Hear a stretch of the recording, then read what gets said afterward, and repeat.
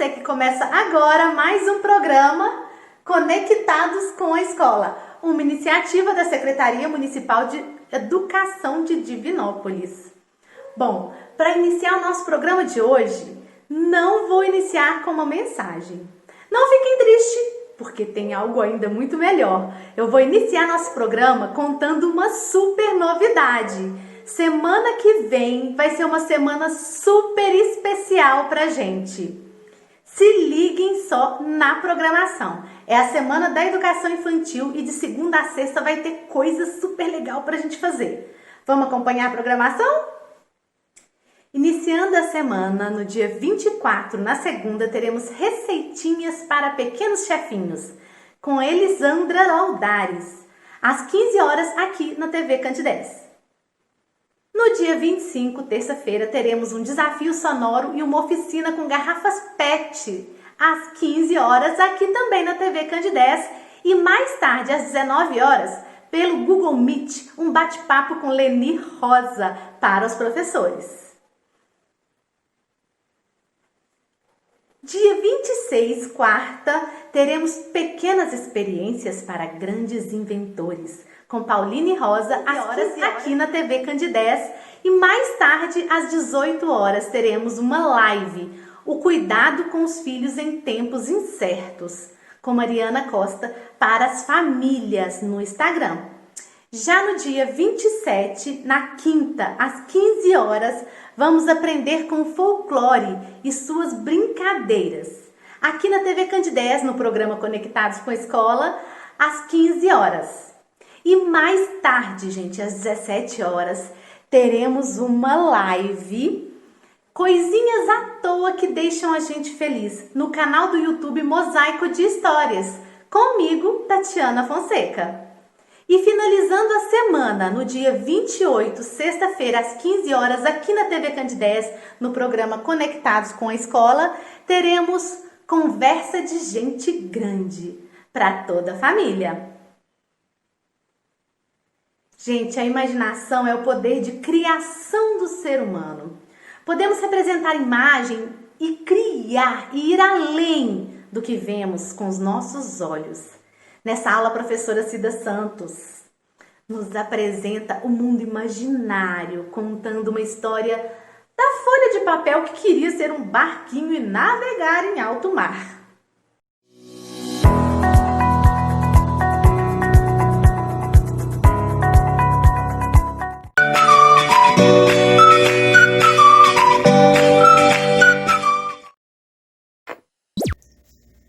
Oi! Ei, tchau! Olá! Boa tarde! E eu tô aqui no meu jardim, conversando com minhas flores, dando um tchauzinho pros passarinhos, olhando as borboletas voarem. Ah, já conversei um pouquinho também com meus bichinhos, com o macaco que gosta de banana, e já conversei aqui com o ursinho que mora longe, mas que gosta de conversar também. Não, gente, não é porque eu tô na pandemia, nesse isolamento, que eu tô conversando com os bichinhos de mentira, com as flores de papel. Não é nada disso. Eu estou usando a imaginação. E todos podem usar a imaginação, criar coisas, inventar. Não é mentira, é imaginar. Então eu posso imaginar que os bichos falam, que as flores estão sentindo o meu carinho, né? E é por isso, assim, que eu gosto de me enfeitar com uma tiara de flores e gosto de colocar colares, sabem? Para poder contar uma história para vocês hoje. Não é legal? Então, nós vamos começar contando uma história que foi imaginada por alguém, um autor desconhecido. E muita gente conta essa história. E eu gosto de contar também, porque é uma história bacana e vai estar ensinando algumas coisas para você. Para vocês, prestem atenção que depois nós vamos fazer, tá bom? Então vamos lá?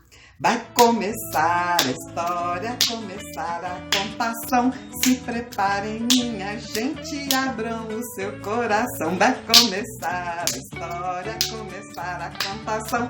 Se preparem, minha gente, abram o seu coração.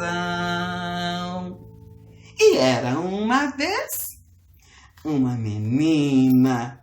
Ai, essa menina gostava de passear perto da sua casa.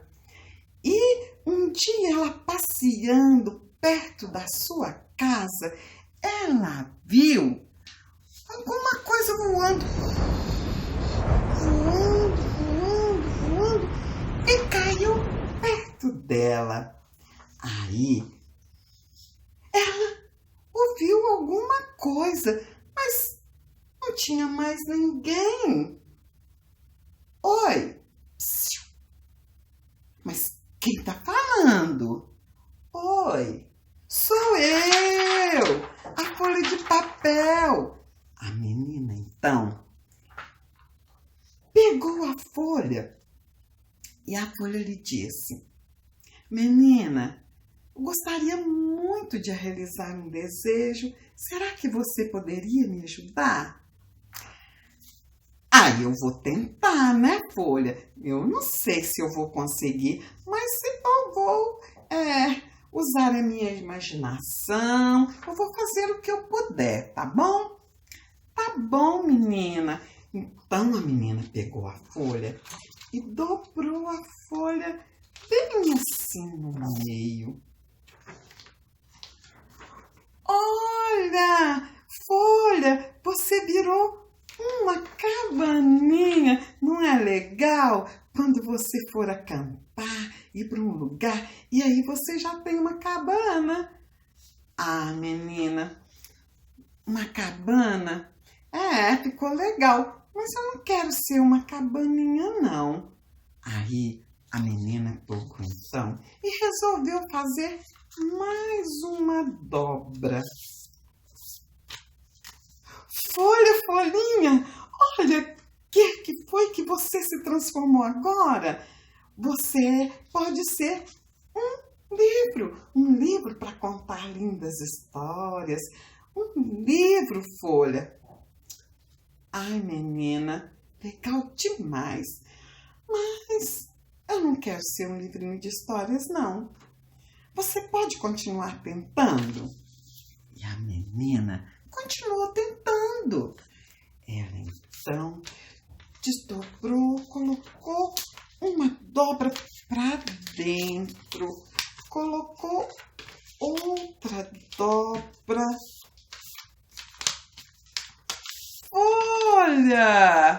Olha que legal! Você agora é uma casinha. Uma casa é um lugar muito bom. Aí você pode passar os seus dias aconchegada. Ai, menina, uma casa é tudo de bom. Mas, menina, eu não quero ser uma casa. Tá bom, folha, eu vou continuar tentando. E a menina, então, dobrou uma parte para um lado, dobrou para o outro. Folha! Olha, um chapéu de soldado. Não é legal, folha? Bacana, viu, menina? Com esse chapéu poderia alegrar muitas pessoas, mas, menina, eu não quero ser um chapéu. Tudo bem, folha, vou tentar novamente. E a menina, então, dobrou um pedacinho para um lado, dobrou para o outro, dobrou para um lado, dobrou para o outro. E aí, a menina viu que tinha feito, olha, um saco de pipoca. Como é bom a gente assistir filme, folha, com um pipoca bem salgadinha. Ai, menina, tudo de bom, mas um saco de pipoca eu não quero, não. Eu tenho sonhos, menina. Eu quero navegar, menina. Eu quero mesmo ser um barquinho. Tudo bem, né? Ah, eu vou continuar tentando. Aí a menina dobrou, virou. Folha, olha o que agora eu fiz. Uma pipa, Folha. Você se transformou numa pipa, um papagaio, como nós chamamos, para voar nos ares. É, menina, uma pipa é bem legal, né? Mas nunca pode passar cerol na pipa, né? Mas, menina, francamente, eu não sonho com os ares, eu não sonho voar no céu, não. Eu quero mesmo o mar, os oceanos, navegar, menina. Você pode continuar tentando? Ah, mas é claro, eu vou continuar, né? Espera aí. E a menina, então, virou um pedaço para um lado, virou a outra parte para o outro, ficou assim bem durinho. Folha! Olha, Folha! Um copinho, pode tomar uma água geladinha, um suco, né? De maracujá para você ficar assim bem calminha, Folha. Ah, menina, legal, né? Um copinho, pode ser usado nas festas, em muitas ocasiões. Mas, menina, não, eu não quero ser um copinho. Você pode continuar tentando? Aí, a menina dobrou novamente. E olhou. Quem sabe se eu puxar? Quem sabe? Meu Deus! Eu consegui! Olha! Eu consegui! Você agora é um barquinho de papel. Eu consegui realizar o seu desejo, Folha.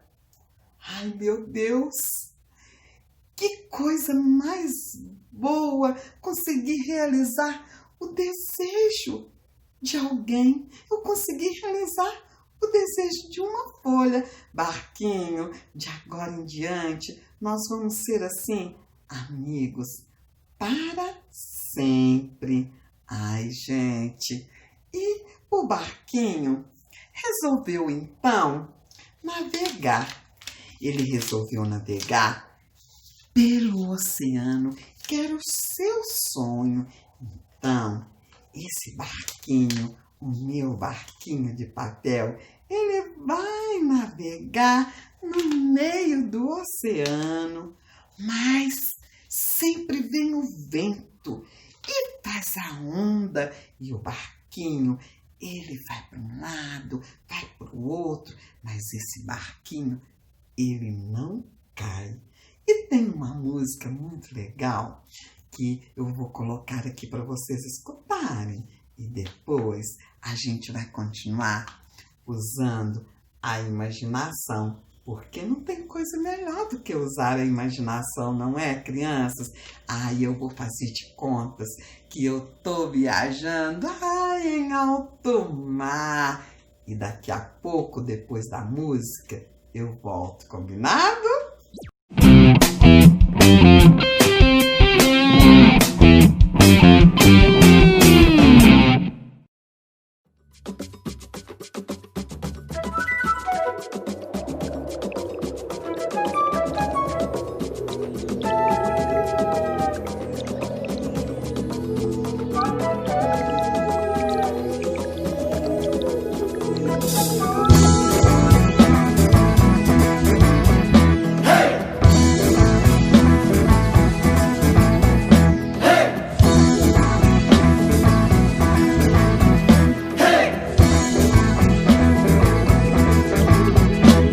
barquinho de papel tá navegando no meio do oceano.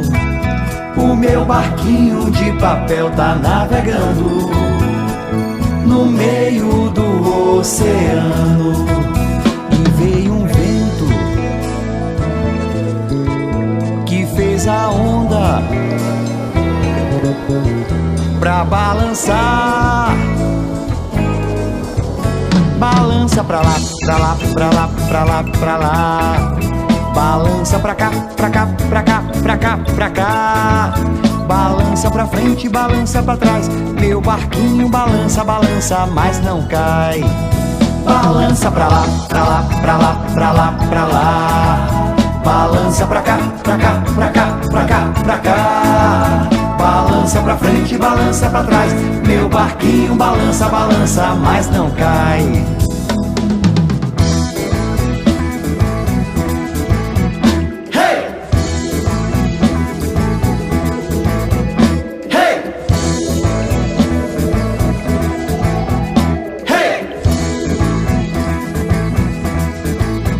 Meu barquinho de papel tá navegando no meio do oceano. O meu barquinho de papel tá navegando no meio do oceano. E veio um vento que fez a onda pra balançar. Balança pra lá, pra lá, pra lá, pra lá, pra lá. Balança pra cá, pra cá, pra cá, pra cá, pra cá. Balança pra frente, balança pra trás. Meu barquinho balança, balança, mas não cai. Balança pra lá, pra lá, pra lá, pra lá, pra lá. Balança pra cá, pra cá, pra cá, pra cá, pra cá. Balança pra frente, balança pra trás. Meu barquinho balança, balança, mas não cai.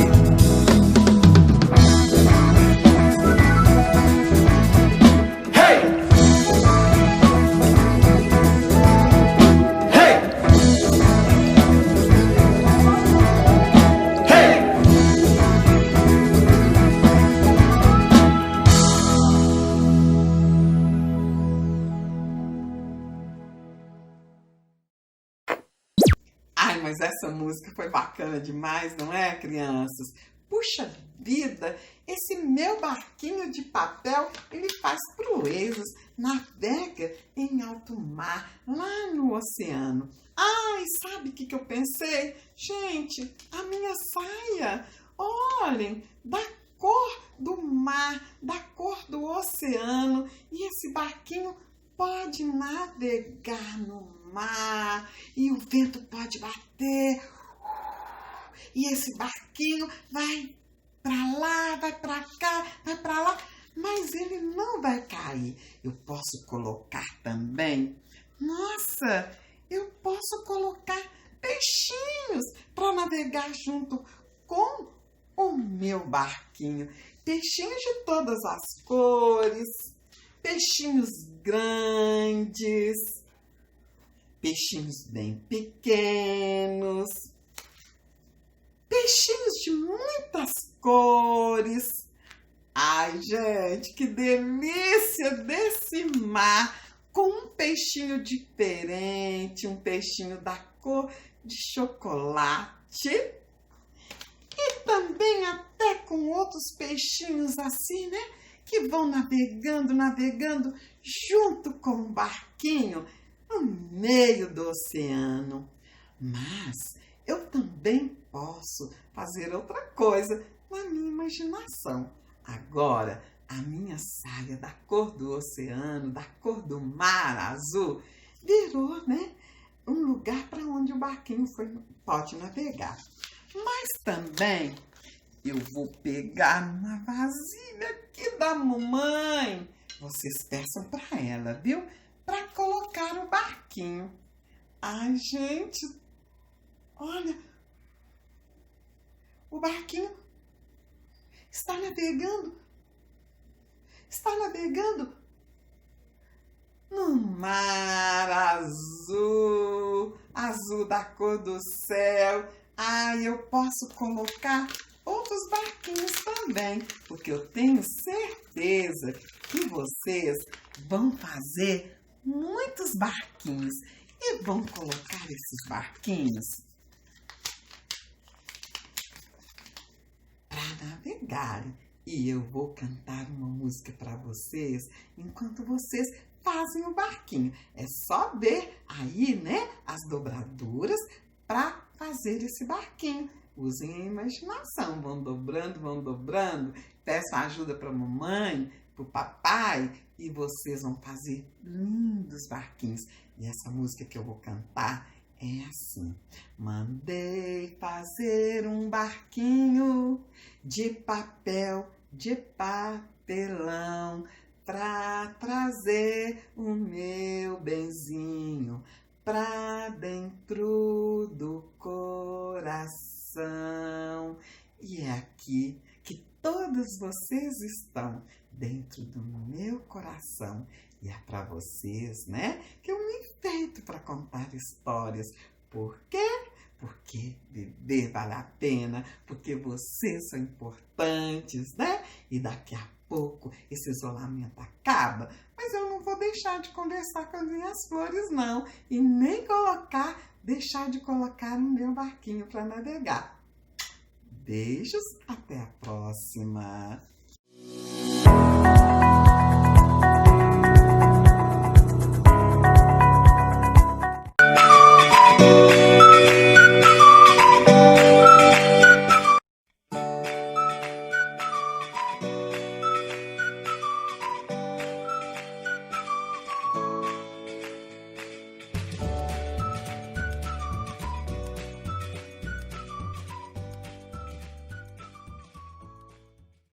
Com o objetivo de resgatar a importância do folclore, a professora Luciana Silva do Vale, do CME Oficina da Criança, trabalhou nesta aula reconto e musicalização e também uma oficina de arte.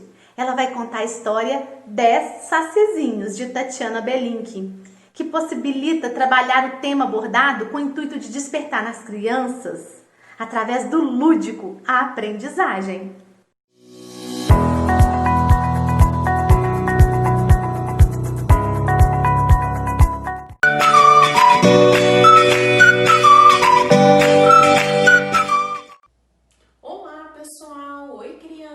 Tudo bem com vocês? O meu nome é Luciana, mas todos me conhecem como Professora Lu. Eu sou professora eventual lá no CME Oficina da Criança, um lugar bom demais de ser feliz. E hoje a professora Lu vai falar sobre um assunto bem interessante, que é o folclore, porque no dia 22 de agosto se comemora o Dia do Folclore. Mas vocês sabem o que é o folclore? Folclore são todas as crenças, tradições, lendas que são passadas de geração em geração, de pessoa para pessoa. Por exemplo, o meu vovô e a minha vovó contaram para o meu papai. O meu papai contou para mim. E hoje a professora Lu vai contar um pouquinho para vocês do folclore, dos personagens do folclore, e eu trouxe para vocês o Saci Pererê. O Saci Pererê é um personagem do folclore bem legal, sabia? Ele pula em uma perna só, ele desce do cipó, isso mesmo, usa um gorro vermelho, esse gorro vermelho dá superpoderes para o Saci, faz com que ele gire numa velocidade que quando a cuca parece pular na floresta, o Saci dá um jeito de fugir rapidinho, some rapidinho, por causa dos superpoderes do gorro. Isso mesmo. Antes da história que a professora vai contar para vocês, os 10 sacizinhos de Tatiana Belink, eu vou ensinar para vocês uma música. E essa música é do Saci. Que tal vocês prestarem bastante atenção na professora Lu e aprender a cantar a música? Então vamos lá? O saci desce do cipó, pula, pula, pula numa perna só. Roda, roda sem cair, mexe a cabeça e comece a rir. O saci desce do cipó, pula, pula, pula numa perna só. Roda, roda sem cair, mexe a cabeça e começa a rir. Ele adora brincadeira, vive em volta da fogueira. Mas se a cuca chegar ali, corre, corre, corre até fugir. Vai começar a história, começar a contação. Se prepare, minha gente, abra o seu coração. Vai começar a história, começar a contação. Se prepare, minha gente, abra o seu coração. 10 sacizinhos de Tatiana Belink. Então vamos lá? Eram 10 os sacizinhos, mas um ficou imóvel, nunca mais se mexeu e sobraram 9. Eram 9 os sacizinhos, mas um comeu biscoito. O biscoito era estragado e sobraram 8. Eram 8 sacizinhos, mas um foi de charrete. A charrete emborcou e sobraram 7. Eram 7 os sacizinhos. Um foi contra as leis. Ele teve que fugir e sobraram 6. Eram 6 os sacizinhos, mas um colocou o brinco. O brinco era enferrujado e sobraram 5. Eram 5 os sacizinhos, mas um foi ao teatro. O teatro pegou fogo e sobraram 4. Eram 4 sacizinhos, mas um foi para o xadrez e sobraram apenas 3. Eram 3 os sacizinhos, mas um comeu arroz. O arroz era mofado e sobraram 2. Eram 2 os sacizinhos, mas um ficou em jejum. O jejum foi tão grande que sobrou apenas 1. Era um sacizinho, apenas um. Ele comeu urucum. Urucum não é comida e não sobrou nenhum. Mas a cuca os trouxe de volta, todos, um a um, de uma só vez. E voltaram a ser 10 sacizinhos. Agora, vamos contar com a professora quantos são os sacizinhos? Então, vamos lá? 1, 2, 3, 4, 5, 6, 7, 8, 9, 10. 10 sacizinhos. Vocês gostaram da história? Então, olha, presta atenção. Já terminou a história, terminou a contação. Bate palmas, minha gente, pois foi legal de montão. Agora, crianças, na oficina de arte, a gente vai aprender a fazer esse saci aqui, ó, bem legal. Usando o quê? Palito de picolé e dobradura de papel. Aqui eu usei o círculo para o rostinho e o triângulo para a gente fazer o gorrinho do saci. Então, vamos começar? Primeiro, a gente faz o rostinho do saci no círculo. Os 2 olhinhos, o nariz e a boca. Olha que gracinha. Agora, a gente vai pegar o triângulo que eu recortei, que vai ser o gorrinho, vai passar cola no rostinho e vai colar. Depois que colou, a gente vai fazer a dobradura do gorrinho. Ó, dá uma leve dobradura. Olha que lindo que ficou.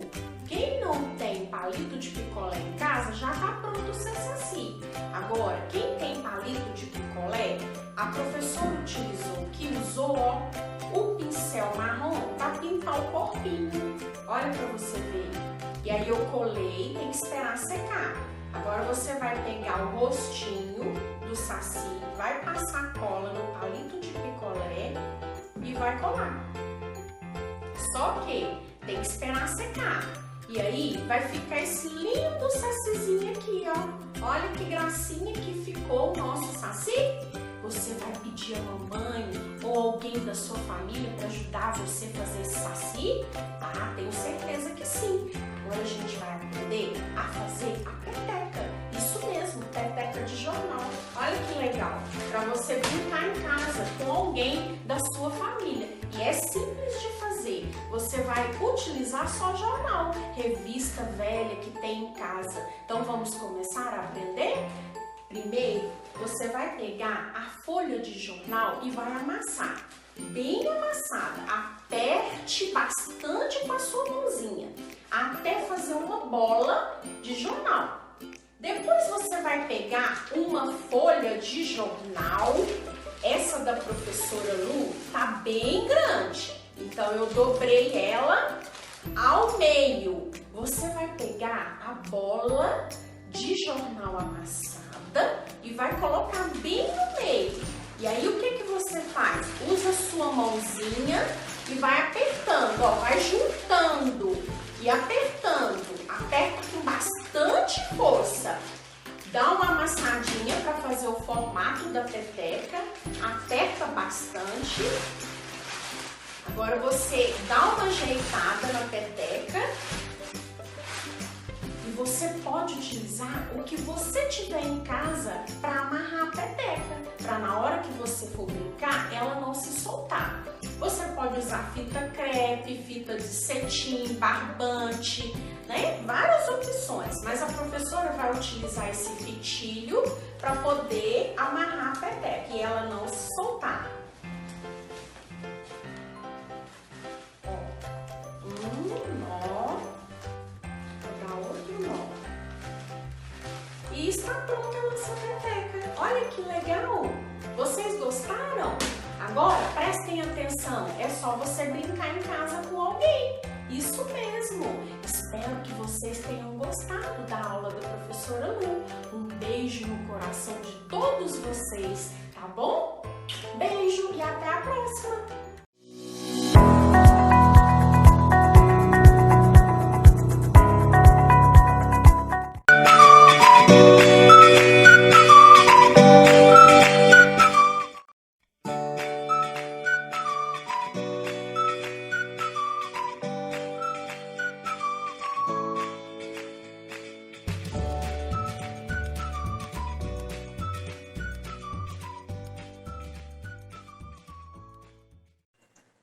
Sabia que a água tem estados diferentes?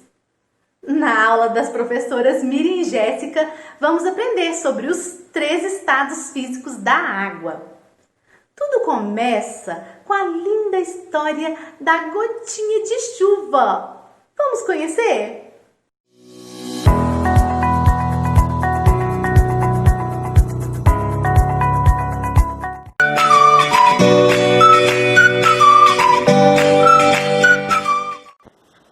Contar para vocês uma história que se chama Pingo de Chuva. E quem escreveu essa história foi a Mari Rodrigues. Pingo de Chuva morava com as outras gotinhas em um lindo lago. Mas Pingo de Chuva nem imaginava o que estava para acontecer. Certo dia, o sol apareceu e esquentou as águas do lago. E esquentou e foi ficando cada vez mais quente, cada vez mais quente. Que de repente, Pingo de Chuva começou a se sentir leve, leve, tão leve, que começou a subir, a flutuar, a voar. E olha só o que aconteceu.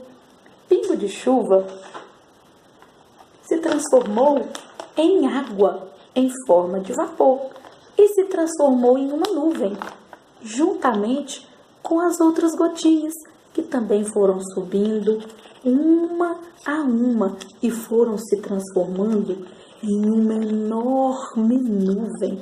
E essa nuvem foi ficando cada vez maior e mais pesada, até que todas as gotinhas conseguiram subir e se transformar em água em forma de vapor. E essa nuvem foi ficando cada vez mais pesada, cada vez mais pesada. E de repente, o vento apareceu e começou a ventar, e a ventar, e a ventar. E a nuvem, junto com gotinha de chuva, começou a viajar. E essa nuvem voou, voou, viajou. E gotinha de chuva ficou impressionada com tudo que ela via lá de cima. Ela conseguiu ver os mares, os rios, os lagos. E gotinha de chuva, então, entendeu que ela e todas as outras gotinhas juntos formavam aquela quantidade de água. Mas, de repente, lá em cima, começou a fazer tanto frio, mas tanto frio, que a nuvem, de repente, virou de cabeça para baixo. E, de repente, começou a chover e a chover muito, muito. Até gotinha de chuva também choveu junto. E elas foram parar lá em cima de uma montanha. Nessa montanha começou a fazer tanto frio, que as gotinhas começaram a ficar todas bem juntinhas, e se transformaram em gelo. Então, até gotinha de chuva se transformou em uma pedrinha de gelo. Mas, de repente, olha só quem apareceu de novo. Ele mesmo, o Senhor Sol. E ele apareceu e esquentou, começou a esquentar novamente aquelas pedrinhas de gelo. E as pedrinhas começaram a se agitar e começaram a se transformar novamente em gotinhas de água. E essas gotinhas escorreram da montanha e foram parar novamente lá dentro do lago. E até gotinha de chuva também se transformou novamente em gotinha e foi parar dentro do lago. Atualmente, gotinha de chuva mora lá naquele lago lindo, junto com as outras gotinhas, suas irmãs. Mas elas ficam esperando todos os dias para novamente subirem em forma de vapor de água para viver novamente outra aventura. Olá, crianças! Gostaram da história da gotinha? Da pingo de chuva? Então, olha, vocês sabiam que a água ela pode ficar em 3 estágios diferentes? O que é isso, 3 estágios diferentes? A água fica de 3 maneiras diferentes. A primeira delas, a água pode ficar líquida. É esse jeito aqui, do jeito que a gente toma a nossa água, líquida. A água também se transforma em gelo. Olha as pedrinhas de gelo. Igual pingo de chuva se transformou em uma pedrinha de gelo. E a água também pode evaporar. Essa aqui é uma água que está bem quente. Vocês estão vendo a fumacinha subir? Tem uma fumacinha que está subindo aqui, olha. Dá para ver a fumacinha saindo da panelinha? Esse é o estado gasoso. O estado gasoso é quando essa água está muito quente, ela começa a se transformar numa fumacinha. E essa fumacinha sobe e vai lá para cima e se transforma em nuvem. Quando essa nuvem está muito cheia dessas gotinhas que sobem, essa nuvem vai ficando cada vez mais pesada. E de repente essa nuvem começa a chover. E essas gotinhas novamente se transformam em água líquida. Eu quero chamar vocês agora para a gente fazer uma experiência bem legal, que vocês vão ver direitinho como que essa água sobe e depois ela escorre como gotinha novamente. Vamos lá? Pessoal, então vamos começar a nossa experiência? Lembrando que esta experiência vocês vão precisar de um adulto, papai, a mamãe, quem estiver com vocês em casa, tá bom? Criança não pode mexer com água quente e nós vamos precisar de uma água bem quente para fazer essa experiência. Combinado? Então vamos lá. Nós vamos precisar de 2 pratos, uma vasilha de vidro tem que ser transparente, gelo e água quente. Então, o que nós vamos fazer? Nós vamos colocar a vasilha de vidro dentro do prato. Agora, nós vamos encher essa vasilha só até uns 2 dedinhos com água bem quente. Olha, tá saindo até fumacinha essa água. Olha a fumacinha subindo. Essa fumacinha é a água transformada em vapor. Ela está subindo, igual gotinha de chuva subiu, olha. Está bem quente. Olha a fumacinha subindo. Agora nós vamos colocar o prato por cima da vasilha. Tampou. O vapor ficou lá dentro. Olha, o vapor não sai mais. Está tampado lá dentro. Agora o que nós vamos fazer? Nós vamos pegar o gelo e colocar aqui em cima do prato. Vocês lembram que quando gotinha de chuva subiu, lá em cima, quando ela se transformou em nuvem, começou a fazer muito frio, muito frio. O que aconteceu depois disso? Quem aí falou que choveu? Isso mesmo, choveu, porque começou a fazer muito frio. Vocês lembram que a nuvem até virou e começou a chover? E gotinha de chuva choveu também? Então, olha, aqui nessa experiência está acontecendo a mesma coisa. Aqui embaixo, a água está bem quente, bem quente. E ela está evaporando. As gotinhas estão subindo. Quando elas chegam aqui em cima, o que elas encontram? O gelo está fazendo muito frio. Então, olha, vocês vão observar que a vasilha vai ficar toda, olha, vai ficar toda embaçada. São as gotinhas subindo. Se tiver bem caladinho aí na sua casa, se você chegar o ouvidinho bem pertinho das pedrinhas de gelo, daqui a pouco vocês vão começar a ouvir que as pedrinhas de gelo vão começar a fazer um barulhinho, uns estralinhos. O que é isso, professora, acontecendo?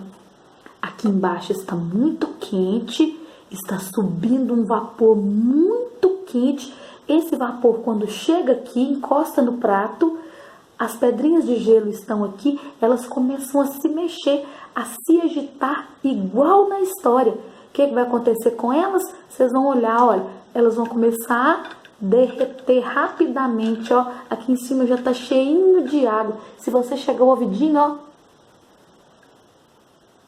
dá para ouvir as pedrinhas se agitando e transformando em água novamente. E aqui, se vocês observarem, vocês vão ver as gotinhas escorrendo na beirada da vasilha e voltando novamente para a água. Tá bom, pessoal? Então, isso foi exatamente o que aconteceu com a nossa gotinha de chuva, tá bom? Se vocês quiserem ouvir mais um pouquinho o barulhinho das pedrinhas de gelo se transformando em água novamente, um beijo, até mais! Olá, turminha! Tudo bem com vocês? Hoje, olha quem veio nos visitar! A Gotinha! Fala aí pras crianças, Gotinha! Olá, crianças! Tudo bem com você? E aí, Gotinha, o que você veio nos contar hoje? Você veio só fazer uma visita ou veio nos contar alguma coisa? Vim falar que sou muito importante, pois vocês precisam de mim todos os dias, como para tomar banho, lavar as mãos para combater o coronavírus. É mesmo, Gotinha? A água serve para isso tudo e muito mais. Por isso, devemos cuidar muito bem dela, né? Ou seja, cuidar muito bem de você, né? E eu me lembrei de uma música muito linda. Vamos dançar, criança?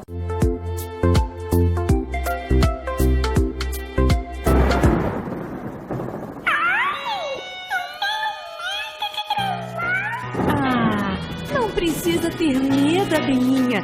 O trovão é sinal que a chuva vem. E a chuva é bênção de Deus. A água, quando está no céu é nuvem. Se você ouvir um trovão, cabum! Logo a chuva vai cair, vai cair, vai cair. A água, quando está no céu é nuvem. Se você ouvir um trovão, que barulhão! Logo a chuva vai cair. A chuva serve pra molhar a terra. A chuva serve pra encher os rios. A chuva nos dá água pra beber. A chuva faz a planta florescer. A água, quando está no céu é nuvem. Se você ouvir um trovão, logo a chuva vai cair, vai cair, vai cair. A água, quando está no céu é nuvem. Se você ouvir um trovão, cabum! Logo a chuva vai cair. A chuva é água para tomar banho. A chuva é água para escovar os dentes. É água pra mamãe cozinhar. É água pro papai se barbear. A água, quando está no céu é nuvem. Se você ouvir um trovão, cabum! Logo a chuva vai cair, cair, cair. A água, quando está no céu é nuvem. Se você ouvir um trovão, logo a chuva vai cair, cair, cair. Logo a chuva vai cair. Logo a chuva vai cair, vai cair, vai cair. Logo a chuva vai cair.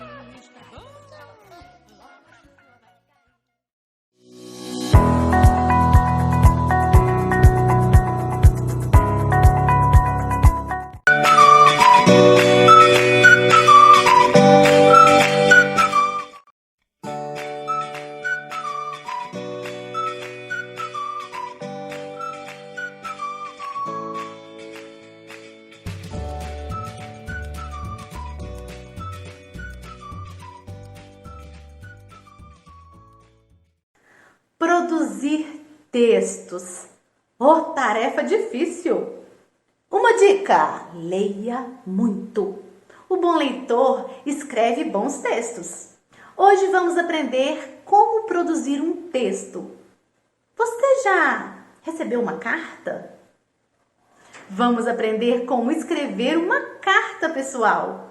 E no final da aula, a Maria Isabel tem uma dica sobre carta para vocês.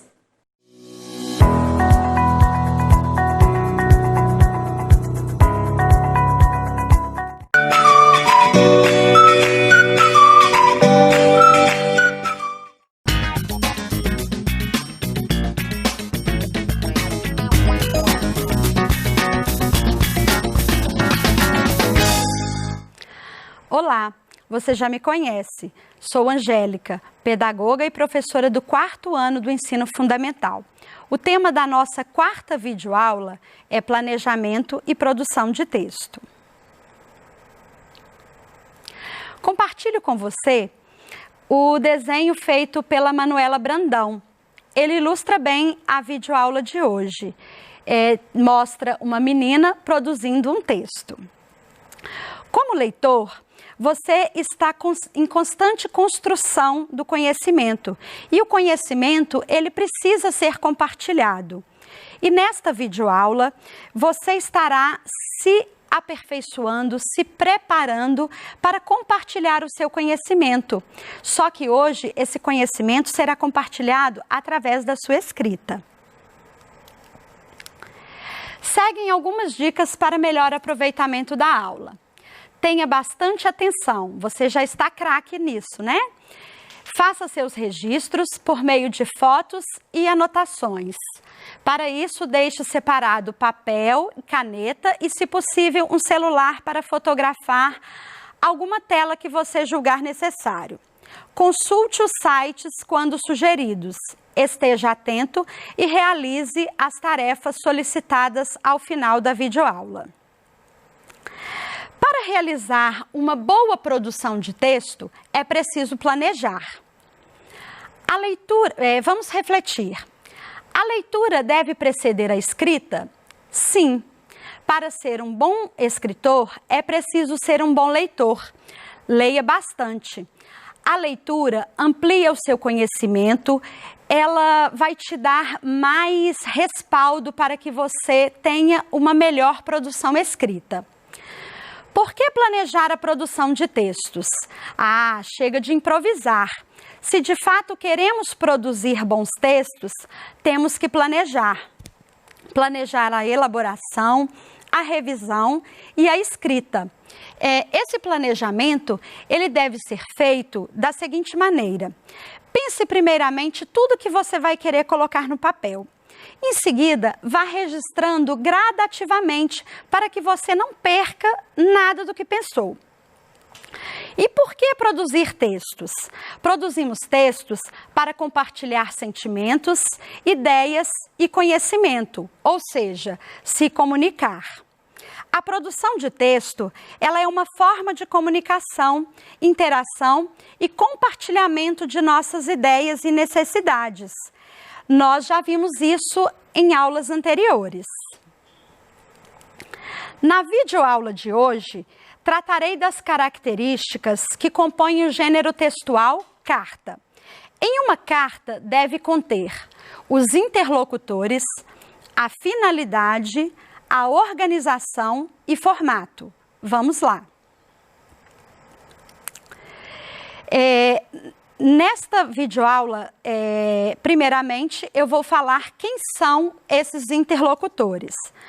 Os interlocutores, eles são os comunicadores, que podem ser 2 ou mais. No caso da carta, os interlocutores, eles são o destinatário e o remetente. O destinatário é quem recebe a carta e o remetente é aquele que escreve e envia a carta. A produção de texto é uma prática muito utilizada na atividade humana. Portanto, a escola deve incentivar a realização dessa ação constantemente. E o que devemos considerar ao produzir textos? Ao produzir um texto, é importante lembrar do planejamento, pensar e organizar as etapas para sua escrita. Neste processo de planejamento, você pode organizar suas ideias, primeiro mentalmente e em seguida colocá-las em suas anotações, por meio de resumos, esquemas, para que você não perca essas ideias durante a sua elaboração. E essa elaboração, o que seria? É a construção das suas ideias, é o texto propriamente dito. A revisão também é algo importante de se lembrar. Neste momento da revisão, você irá reler o seu texto, prestando atenção se a finalidade dele foi alcançada, se você conseguiu mandar a sua mensagem, se ele está escrito com uma grafia correta, se ele tem uma pontuação adequada, se a acentuação está ok. Isso tudo é nesse momento da revisão. Você vai ficar atento aos parágrafos, não é mesmo? Outra questão também que deve ser lembrada ao produzir um texto é a edição textual. As práticas de produção devem ser trabalhadas de forma interrelacionadas às práticas sociais. Lembre-se que sua produção está diretamente ligada às necessidades de comunicação. Muitas habilidades são desenvolvidas quando produzimos textos. São elas: organização de ideias. Você primeiramente tem que pensar o que deve conter o seu texto, o que vem primeiro, o que tem que perpassar por todo o texto, o que vem primeiro. No caso de uma carta, você vai cumprimentar a pessoa, você vai perguntar como ela está, né? Isso tudo deve ser levado em conta na sua forma de organização. Você vai pensar nos passos que você vai seguir e, como eu disse, primeiro pense em tudo que tem que conter e coloque no papel para que nada passe batido. Outra habilidade é expressão de sentimentos, desejos e necessidades. Numa carta pessoal, que é o que iremos trabalhar hoje, você pode expressar os seus sentimentos, os seus desejos e as suas necessidades. Outra habilidade é o exercício de memória. Esse exercício de memória você utiliza quando você tenta resgatar ali tudo que você vai citar no seu texto. Empregabilidade do aprendizado já adquirido, cognitivo, científico e filosófico. É todo o aprendizado que você já adquiriu, tudo que você leu, tudo que você pesquisou, é toda a sua bagagem. Autonomia da escrita. Você tem o poder de escolha das palavras, ou seja, o domínio da linguagem é seu. Autoria, clareza e expressividade. Lembre-se que você é o autor. Você tem que dar o seu recado e, por isso, ele tem que ser claro. Ou seja, quem está lendo a sua carta tem que entender o que está escrito nela. Atenção! Para que seus textos sejam claros e objetivos, precisamos considerar alguns itens. O primeiro dele, eu digo que é a finalidade. Por quê? Isso tem que ficar muito claro. Para que eu vou escrever esse texto? Qual que é o meu objetivo? O que eu quero? Eu quero contar uma notícia? Eu quero dar algum recado? Eu quero contar um fato, simplesmente? Isso está relacionado à finalidade. Os interlocutores, você já conheceu quem são. São os comunicadores, que no caso da carta é o destinatário e o remetente.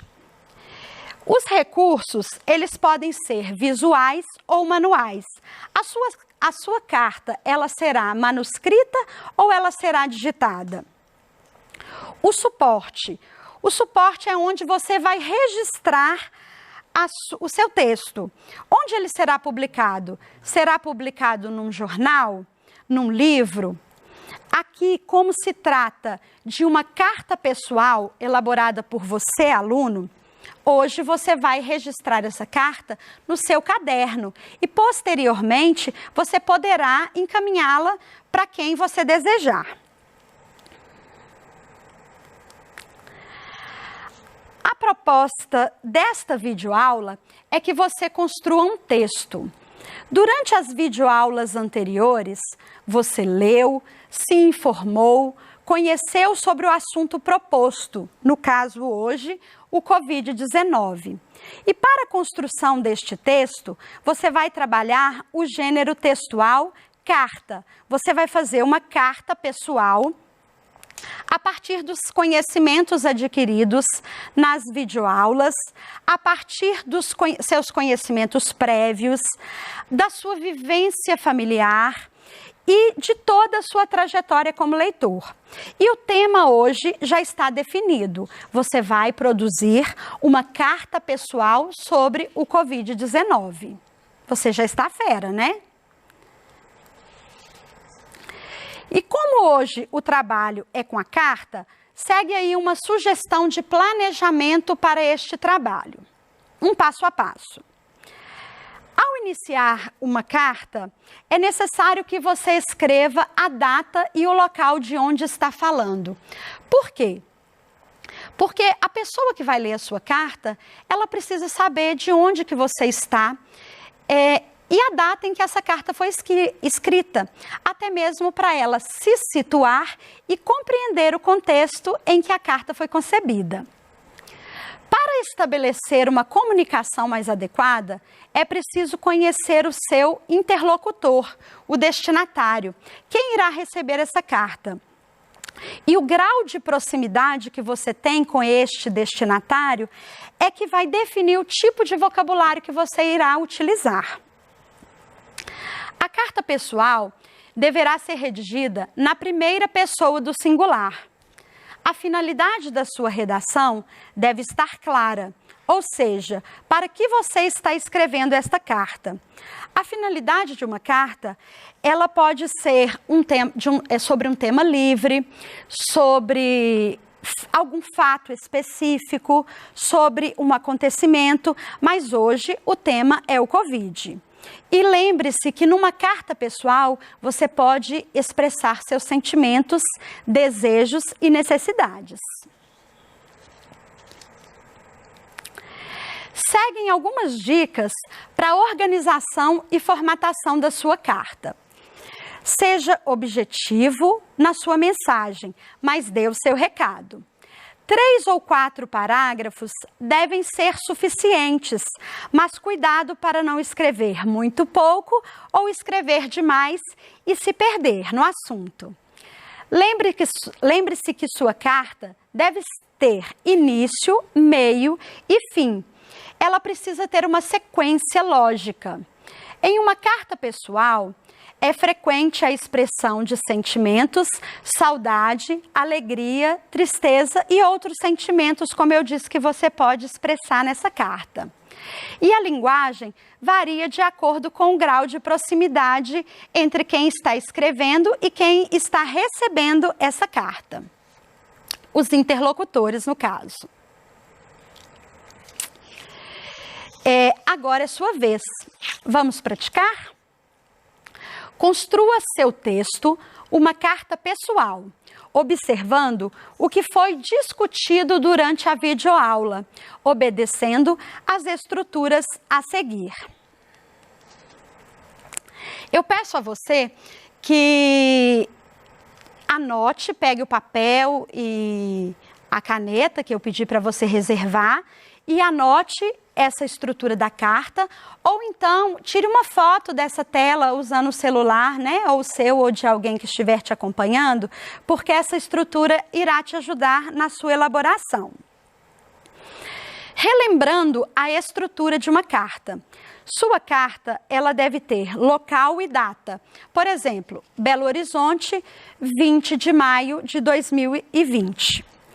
Ela tem que ter um interlocutor, o destinatário, para quem você irá escrever.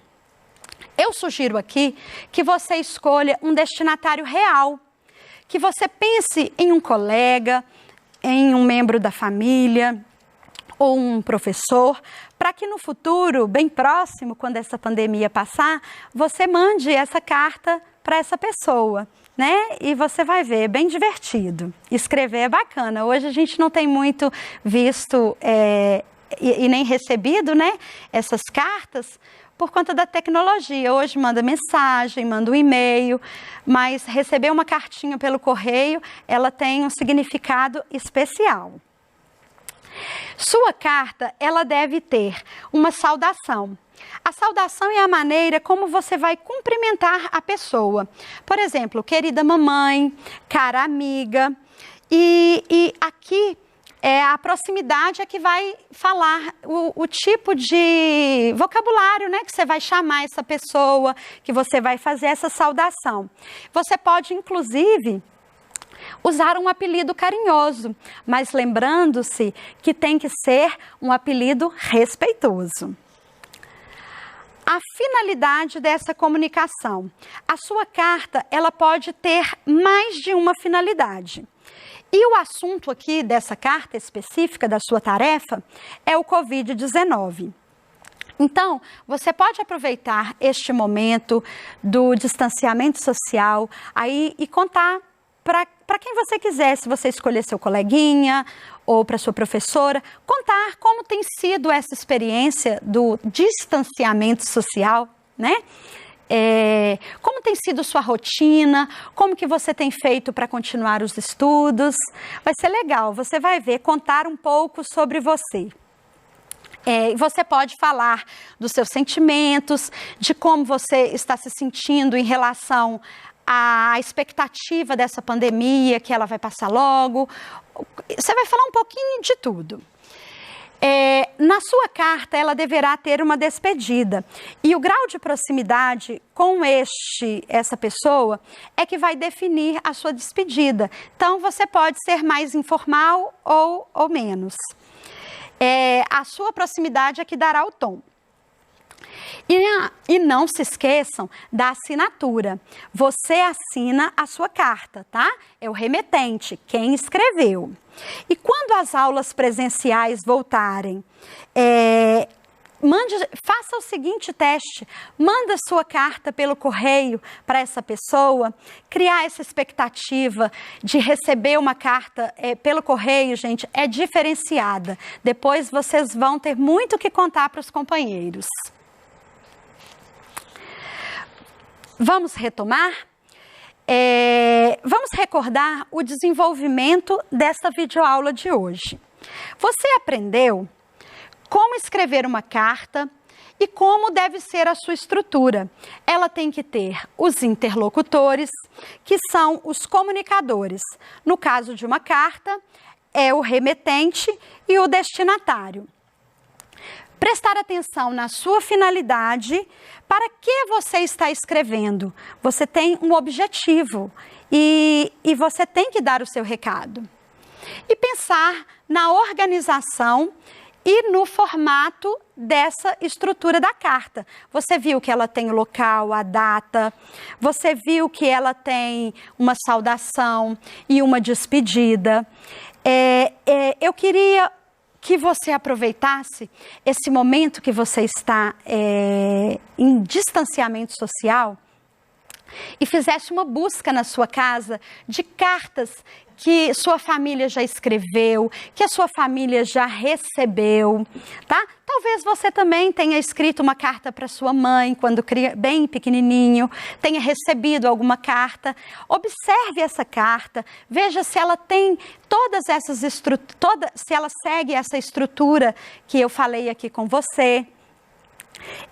Aproveite, continue lendo bastante, não tenha medo de escrever. E compartilhe as suas produções. Obrigado e até a próxima aula. Continue exercitando essa comunicação através da sua fala, através das suas leituras e sempre escreva. Escreva para se comunicar, para interagir, troque cartas com seus parentes. Aproveite para colocar isso aí como tarefa, como atividade do seu dia a dia. Obrigada e até a próxima aula. E se puder, fique em casa.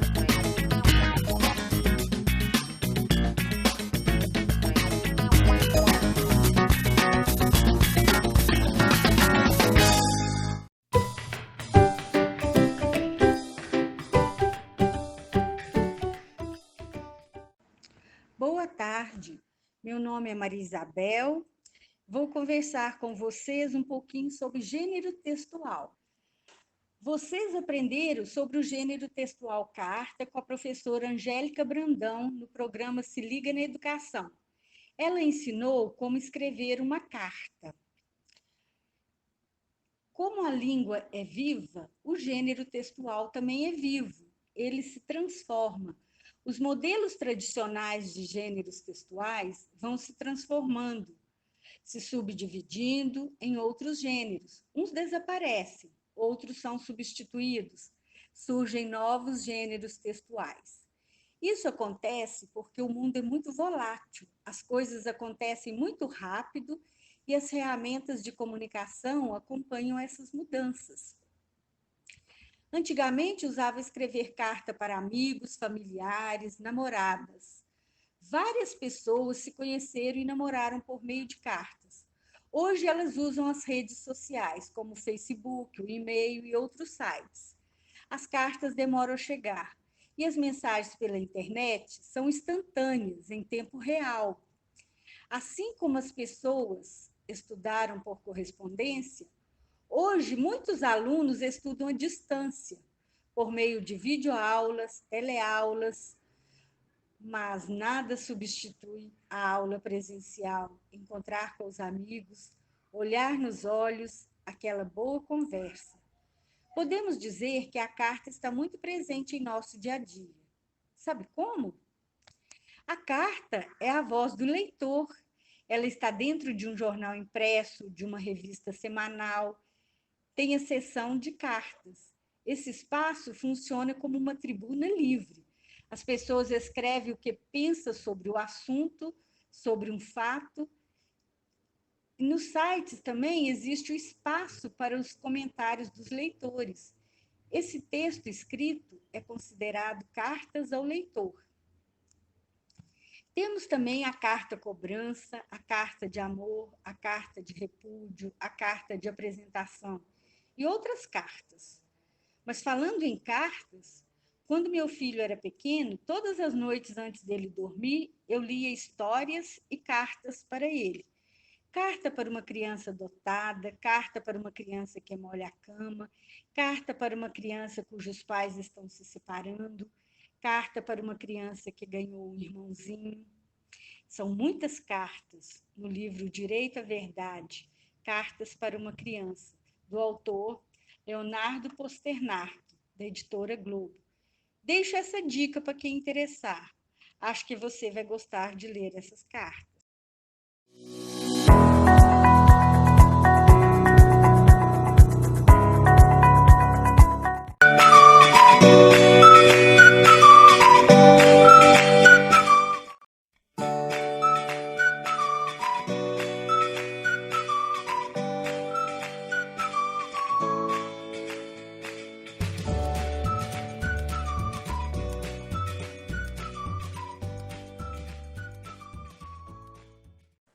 É engraçado como cada país tem costumes diferentes, né? Na próxima aula, a professora Dayana fala sobre os costumes e leis dos norte-americanos de uma forma bem descontraída, usando também o vocabulário inglês.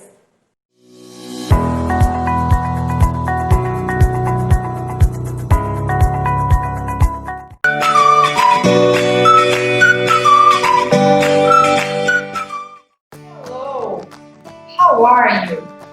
Espero que todos estejam bem. Na nossa aula de hoje, nós vamos tratar de um assunto bem legal.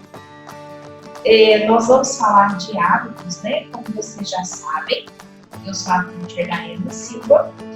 E hoje nós vamos falar de hábitos, né? Alguns costumes e leis dos americanos. Como vocês já sabem, eu já morei nos Estados Unidos por 1 ano e quase 3 meses. E lá eu pude perceber várias coisas do cotidiano deles que eu ficava chocada, né? Mas que para eles é comum, para nós não é. Não é verdade? Então vamos lá? Let's go? Vamos comigo? O que eu percebi lá?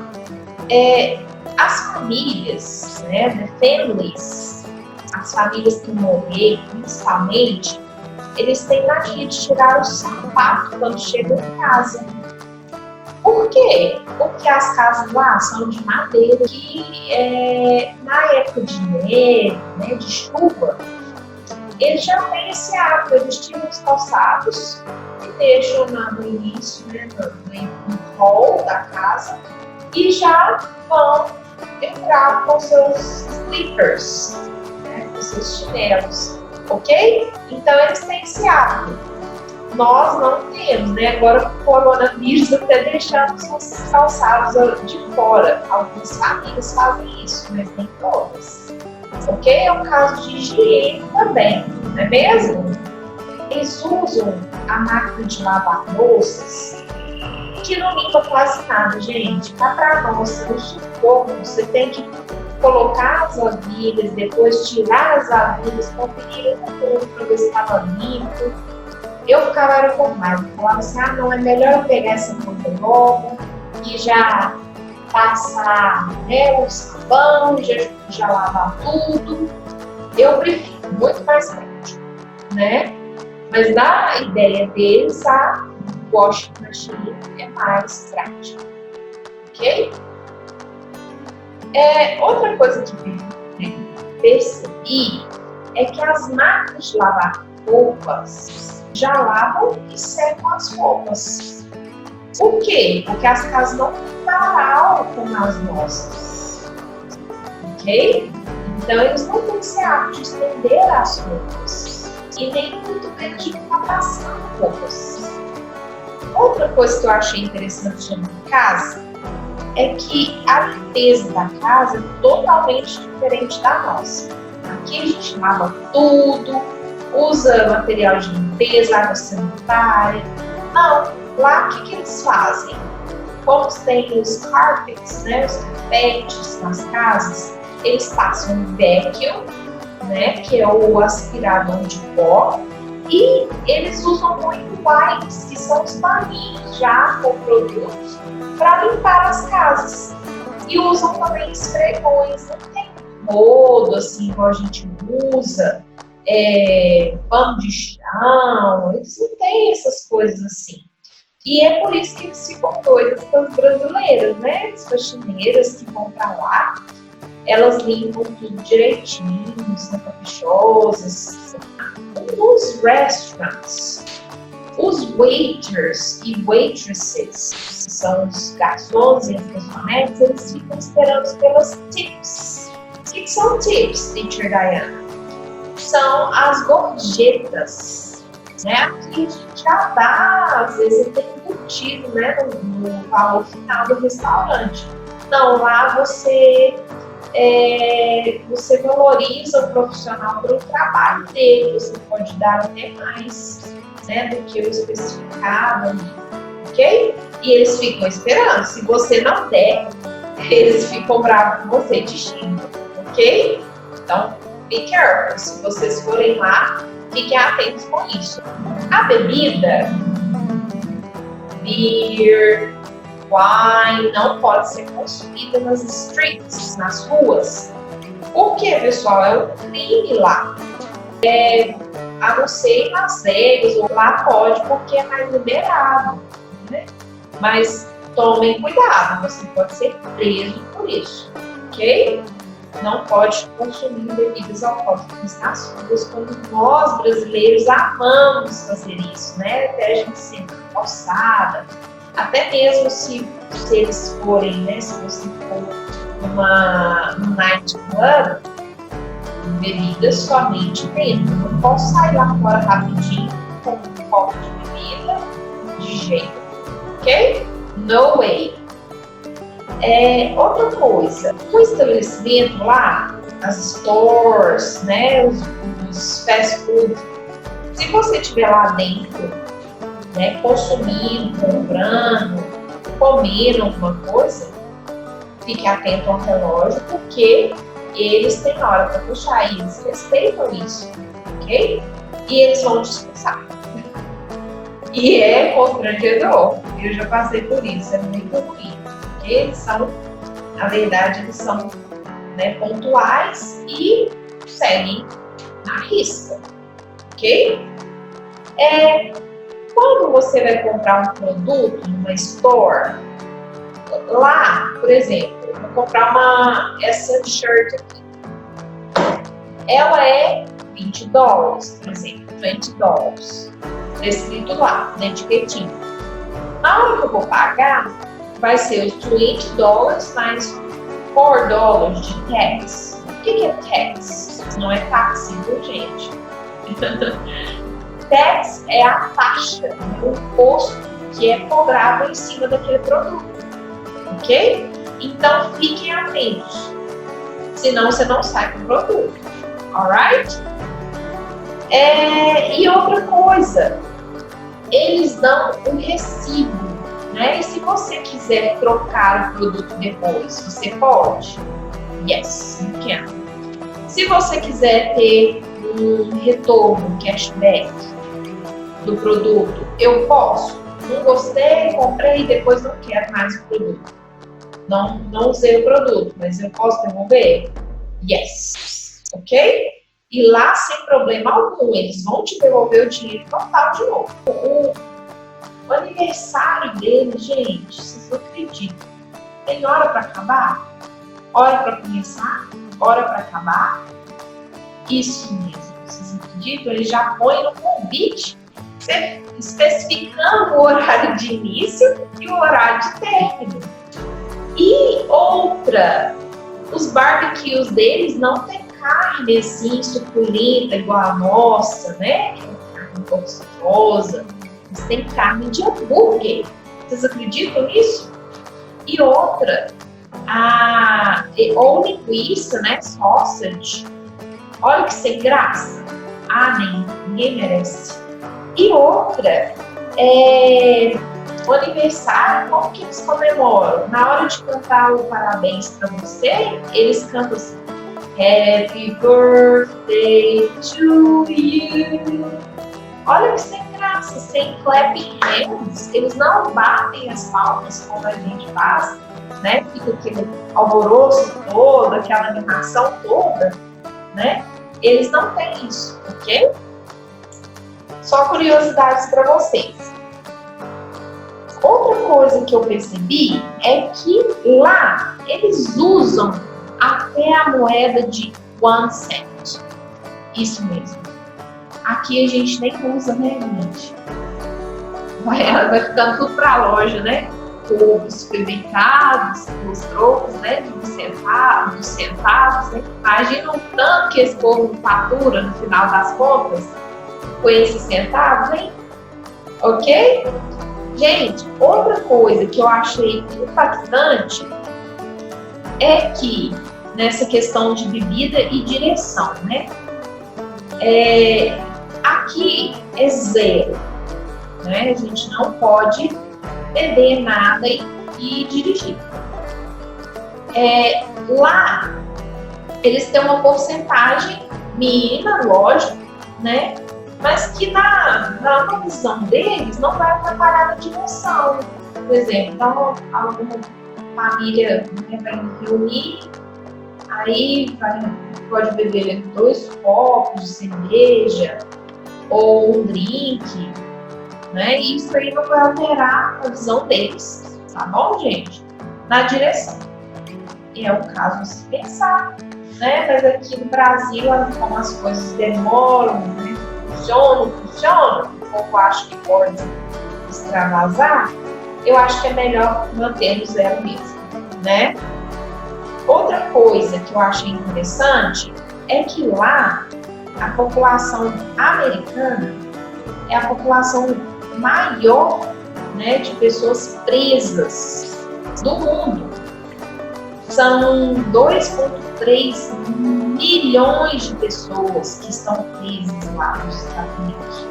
Então a criminalidade é alta também, apesar dessas leis, né, funcionarem, que eu acho que as leis lá funcionam melhor do que no Brasil, em minha opinião, tá, pessoal? E 200 mil crianças estão presas. Por quê? Porque cometeram, né, um crime e elas estão lá pagando pelas suas penas, né? E 20 mil dessas crianças têm prisão perpétua, quer dizer, vão ficar lá a vida toda.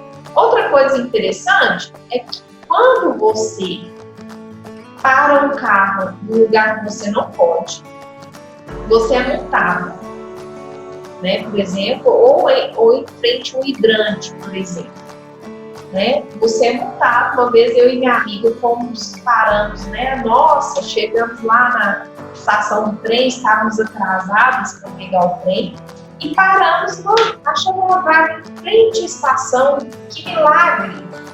Aí fomos estacionar o carro, estacionamos. Quando voltamos de Nova York, né, de Manhattan, que a gente foi lá passear, tinha uma multa.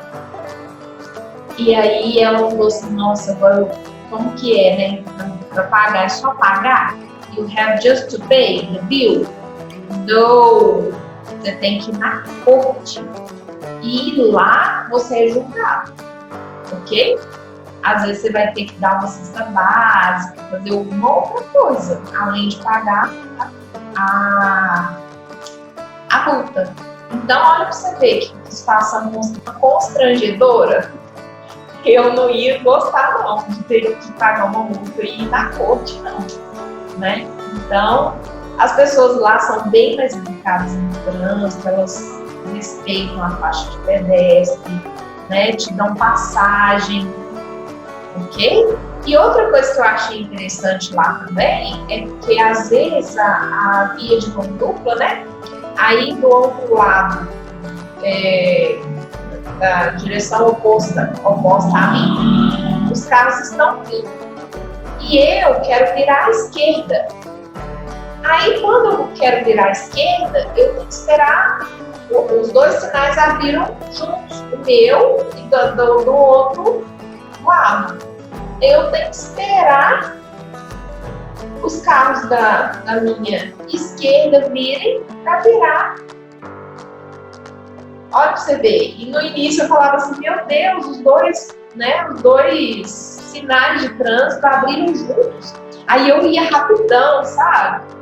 E outra coisa que eu fiz lá uma vez, vou contar pra vocês, hein, gente? Um babado aqui.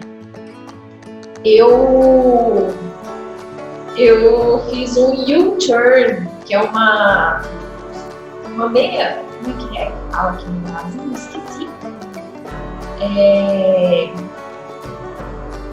Dá uma meia volta, né? Numa avenida que não podia. E quando eu tava dando a meia volta, aqui tava vindo os policiais. Aí eles já me viram na hora, e tinha poucos meses que eu tinha chegado nos Estados Unidos, e eu tava com meu passaporte e a driver's license que eu comprei no Brasil, né? Porque tem uma internacional que você pode pedir no Brasil. Então, quando eles vieram atrás de mim, com a sirene ligada, o carro, né, naquelas luzes ligadas, eu fiquei desesperada. Eu falei, Senhor Jesus, me ajuda. O que eu vou falar com esse policial, né? Mal sabia falar inglês ainda, né? Já sabia, mas tinha dificuldade, né, de explicar algumas coisas e tal. Aí eu parei, né, I pulled over. E aí ele perguntou, você não sabia que era assim? Eu falei assim, no, sorry, I didn't know. Desculpa, eu não sabia. Ele fez maior de ego. Eu falei assim, fui indo buscar as crianças ali na aula de idiomas e tal. Eu falei assim, ele falou assim, não, cuidado, da próxima vez eu te conto e tal. E ele deixou, mas porque eu estava há pouco tempo lá e porque a documentação estava totalmente certinha, né? Aí ele falou assim, não, você tem que tirar uma carteira daqui. Eu falei assim, não, ok, eu vou tirar. Até parece que eu ia tirar outra carteira lá, né? Eu já tirei no Brasil, paguei absurdos para tirar a carteira no Brasil. Para que eu ia tirar outra carteira lá? No way. E é isso, gente. Não aconteceu mais nada de estranho, assim, em relação a isso. E consegui, né, me dar bem. Dirigia lá bastante para todos os lados. Pessoal, então é isso. Espero que vocês tenham gostado do vídeo de hoje, né? Com as coisas curiosas aí sobre os americanos, sobre suas leis, ok? E é isso. Fiquem bem, take care. Bye bye. See you next time.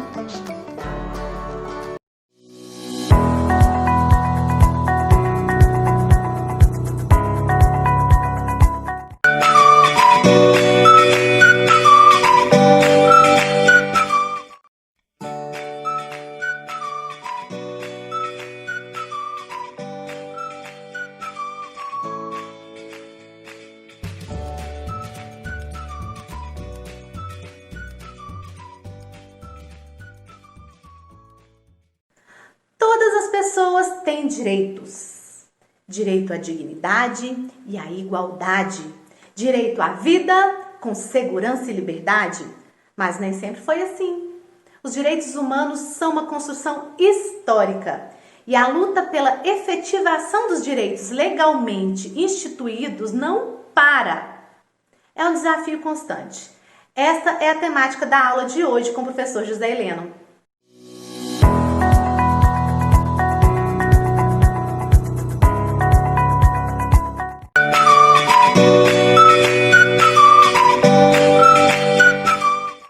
Hoje nós vamos conversar sobre direitos humanos, né? Direitos de todos e de todas.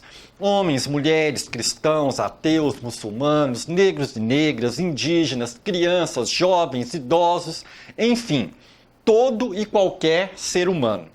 Se hoje nós temos uma Declaração Universal dos Direitos Humanos, isso é fruto da história, é fruto das lutas de muitos homens e mulheres e de muitas gerações. A história, ela nada mais é, de fato, do que a ação, né, de homens e mulheres ao longo do tempo. E é importante a gente conhecer um pouco sobre a nossa história e de como que nós chegamos a ter, né, uma Declaração Universal de Direitos Humanos.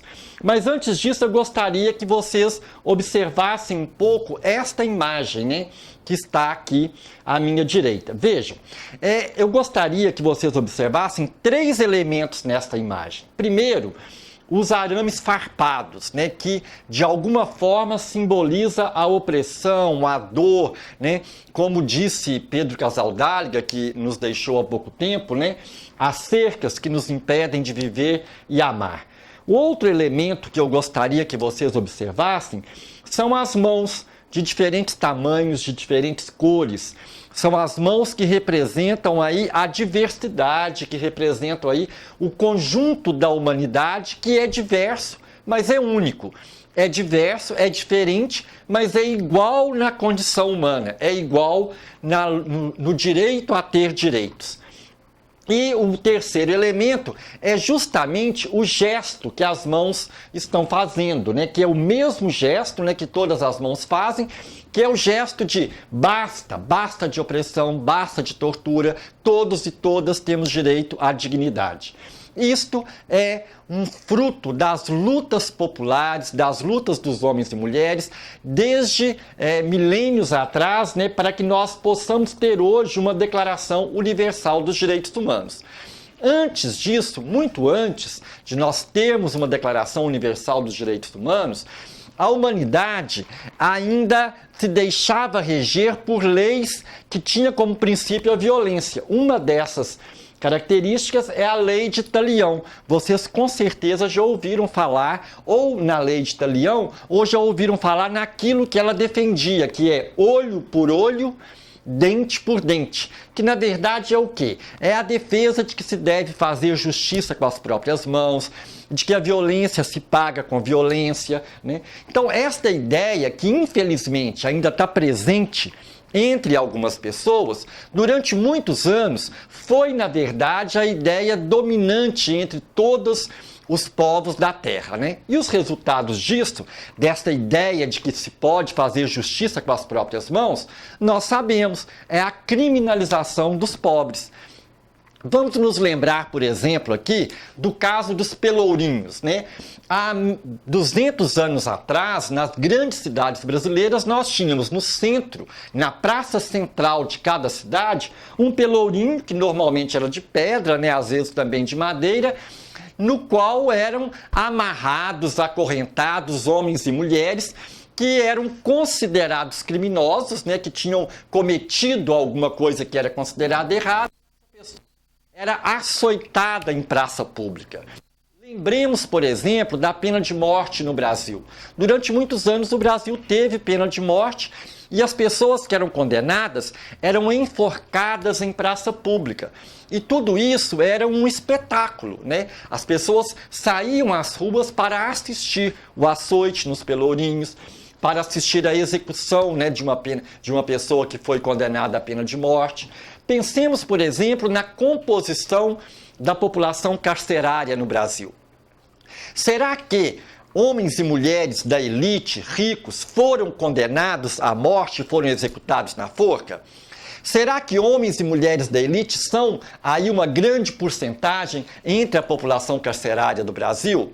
Será que somente pobres têm de fato sido açoitados aí nos pelourinhos e nas penitenciárias e na vida, né, pela legislação? Esta é uma questão sobre a qual vale a pena a gente pensar, né? Antes, então, de nós termos uma Declaração Universal dos Direitos Humanos, nós tivemos, por exemplo, o Código de Hammurabi, né, que defendia a ideia de olho por olho, dente por dente. Esse código, ele foi um conjunto de leis criadas pelo rei da Suméria, né, que se chamava Hammurabi, no século XVIII a.C., na Mesopotâmia. E este Código de Hammurabi se baseava na Lei de Talião, que representa uma dura retaliação do crime, né, praticado, né, e de sua pena. Eu quero ler para vocês um dos artigos deste Código de Hammurabi, que vigorou, né, há 18 séculos antes de Cristo, né? Se alguém der seu filho para uma ama e a criança morrer nas mãos desta ama, mas a ama, com o desconhecimento do pai e da mãe, cuidar de outra criança, então eles devem acusá-la de estar cuidando de uma outra criança sem o consentimento do pai e da mãe. O castigo desta mulher, né, no caso a ama, será ter os seus seios cortados. Vejam, este é um dos artigos do Código de Hammurabi.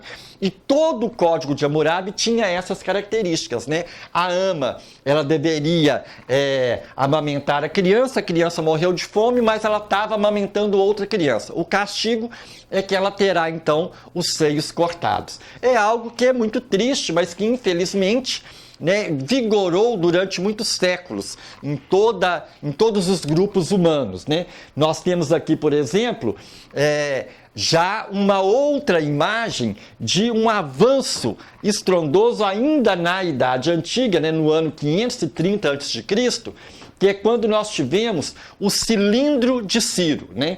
Ele foi descoberto em 1889 e foi traduzido pela ONU em 1971. Vejam, é cilindro justamente porque ele tem essa forma cilíndrica, né? E ele tem aqui várias letras, né, que são gravadas, né, nessa escrita cuneiforme, né, que é uma escrita que é feita com alguma cunha, né, num cilindro que é de mais ou menos 2.530 anos atrás, né?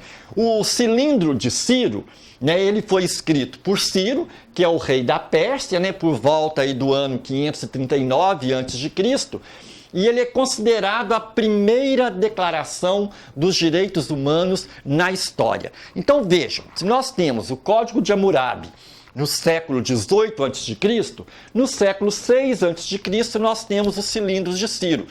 Este conjunto de leis, ele representou um avanço muito grande do ponto de vista histórico, porque nele, né, o rei da Pérsia abolia a escravidão, decretava a liberdade religiosa, decretava a igualdade, né, racial. Então é um avanço tremendo, né? Mas nós sabemos que a história, ela não caminha linearmente, né? Nós caminhamos com idas e vindas, com avanços e retrocessos, né?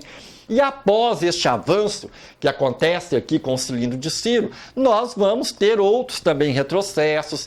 A escravização continua, depois nós temos um grande período aí em que os homens e mulheres eram servos, né, dos senhores feudais, mas aos poucos nós vamos avançando até chegarmos em 1789, né, que é o ano da Revolução Francesa, quando os franceses vão então acabar com a monarquia absolutista, né, e vão redigir a Declaração de Direitos do Homem e do Cidadão.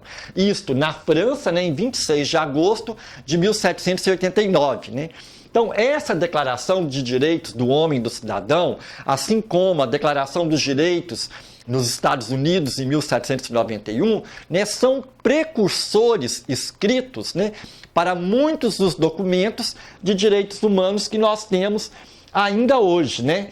Mas, mesmo com todos esses avanços, nós sabemos que a história continua tendo alguns retrocessos, né? Esta imagem que eu estou mostrando aqui, com toda certeza vocês já viram em algum momento, né? Vejam, é a imagem de judeus, né, no momento em que um dos campos de concentração aí foi libertado pelas forças, né, soviéticas e estadunidenses ao final da Segunda Guerra Mundial. São imagens tristes, né, que nos chocam ainda hoje, mas eu quero mostrar algumas para vocês desse mesmo ponto de vista histórico. Veja, essa outra também, que é um judeu, né, no momento em que ele está sendo libertado no campo de concentração, né, em Auschwitz, né. Esta imagem aqui, que pode parecer estranha, mas que é uma das imagens mais sufocantes de nossa história, que são ali as paredes de uma câmara de gás. Vejam que ela é de pedra, né, de mármore. Nas câmaras de gás, os judeus eram ali fechados, né, e abria-se a câmara, né, a abertura para entrar no gás, e eles morriam sufocados. E nós temos aqui o sinal das unhas, né, dos homens e mulheres que morreram sufocados ali dentro dessa câmara de gás. Né, são várias imagens, veja, como essas, que nos dizem, né, do horror a que o mundo esteve exposto, né, na primeira metade ainda do século XX com o nazifascismo. E por que eu estou trazendo essas imagens, né? Há um filósofo que se chama Theodor Adorno, né, se chamava Theodor Adorno, que quando perguntado para ele do porquê é importante ficar lembrando de coisas tão terríveis, né, que aconteceram, ele diz, é preciso lembrar para que não se repita, né? Para que Auschwitz, que é o nome de um dos campos de concentração, nunca mais aconteça. Então é preciso lembrar para não permitir que isso se repita, para que isso aconteça novamente, né? E quando terminou a Segunda Guerra Mundial, em 1945, em maio de 1945, o mundo ocidental estava destroçado, né? Foram milhões de pessoas mortas, né? E além disso, você tem também uma grande fissura ética, né? Ou seja, eticamente as pessoas estavam abaladas, né? De pensar em como a humanidade permitiu que coisas desse tipo acontecessem, né? Como, por exemplo, o Holocausto, como, por exemplo, os campos de concentração no qual homens e mulheres foram escravizados, né? E após, então, a Segunda Guerra Mundial, a Assembleia da ONU se reuniu e, durante algum período, preparou, então, aquela que viria a ser a Declaração Universal dos Direitos Humanos, né? E a Declaração Universal dos Direitos Humanos, que foi promulgada em 10 de dezembro de 1948, ela é um documento que tem 30 artigos que estabelecem aqueles que são direitos de todos e de todas, de todos os homens e de todas as mulheres. Eu quero ler aqui apenas o artigo 1º, né, desta declaração, que diz o seguinte, olha: todos os seres humanos nascem livres e iguais em dignidade e em direitos. Dotados de razão e de consciência, devem agir uns para com os outros com espírito de fraternidade. E após este artigo 1º, nós temos outros 29 artigos que estabelecem aquilo que é direito, aquilo que foi consensado como direito de todos os homens e mulheres. A Declaração Universal dos Direitos Humanos, ela não tem a força de lei para todos os países até que os países resolvam assiná-la. O Brasil é um dos países que é signatário da Declaração Universal dos Direitos Humanos e por isso nós podemos e devemos conhecer a Declaração Universal dos Direitos Humanos e cobrar de nossos governantes que estes direitos, que todos esses artigos desta declaração sejam de fato, né, respeitados. Mas, infelizmente, nós sabemos que nem sempre os direitos humanos são respeitados. Vejamos, por exemplo, aqui esta charge, né, que foi retirada do Programa Nacional de Direitos Humanos, que foi aprovado aí em lei em 2014. Né? O que é direitos humanos? E aí o outro sujeito responde: não sei nem o que é ser um humano, né? Ou seja, nós sabemos que, infelizmente, apesar de os direitos humanos estarem estabelecidos por lei, ou em lei, nós ainda temos muito a caminhar para que todos os homens e mulheres, de fato, sejam respeitados na sua dignidade humana. Mas por mais que nós tenhamos todas essas dificuldades, eu quero dizer aqui da importância da utopia, né? Da importância do sonho, de acreditar no sonho. E o que significa utopia? Às vezes as pessoas pensam que a palavra utopia significa algo que não existe, algo impossível. Eu quero trazer aqui uma outra definição de utopia, que é do Eduardo Galeano, um escritor uruguaio que morreu recentemente, né? Ele diz o seguinte, olha, a utopia está lá no horizonte, né? Me aproximo 2 passos, ela se afasta 2 passos. Caminho 10 passos e o horizonte corre 10 passos. Por mais que eu caminhe, jamais alcançarei. Para que serve a utopia? Serve para isso, para que eu não deixe de caminhar. Aquela ideia, por exemplo, de quando eu olho o horizonte, né, e eu tenho a impressão que está próximo. Quanto mais eu caminho, mais ele se distancia, e aí ele estará sempre distante. E o que o Eduardo Galeano nos diz é isto, né? Que nós precisamos ter um sonho, acreditar nos sonhos para caminhar em direção a ele, né? E para finalizar, dizendo ainda desse sonho, que é termos uma sociedade em que todos e todas sejam de fato, né, tratados como seres humanos, na sua dignidade, tendo seus direitos respeitados, né, eu quero trazer aqui, né, um cartoon do Victor Hugo que diz: não há nada como sonho para criar o futuro. Utopia hoje, carne e osso amanhã. Né? Ou seja, o nosso sonho poderá se realizar. Ou como nos disse, né, Dom Helder Câmara, como cantou também, né, Raul Seixas, um sonho que se sonha só é só um sonho. Um sonho que se sonha juntos pode se transformar em realidade.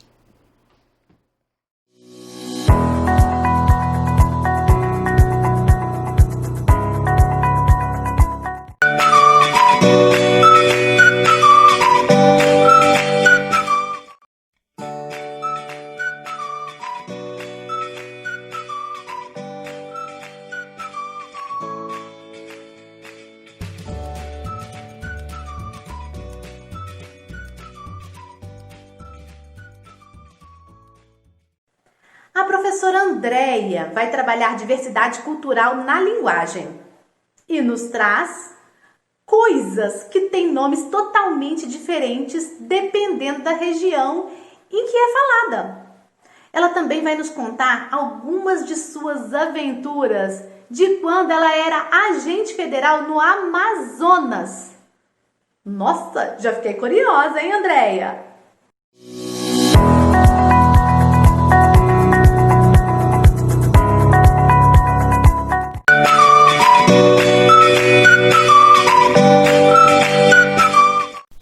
Olá, pessoal!